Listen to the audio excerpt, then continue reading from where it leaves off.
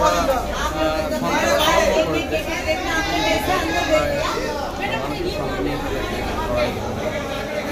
কোনো অপ্রীতিকর ঘটনার খবর এসছে?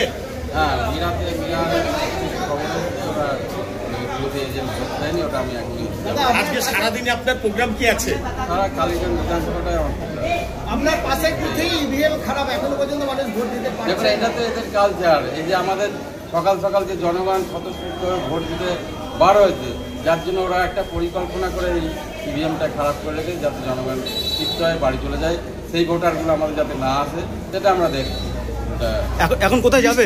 যেভাবে মানুষের দেখা যাচ্ছে যে অন্যান্য সময় যে ভিড় জন্মে বুথগুলিতে, মানুষের আগ্রহ থাকে, এক্ষেত্রে কেন উপনির্বাচনে মানুষের ভোট সংখ্যা কম লক্ষ্য করা যাচ্ছে এখনো পর্যন্ত?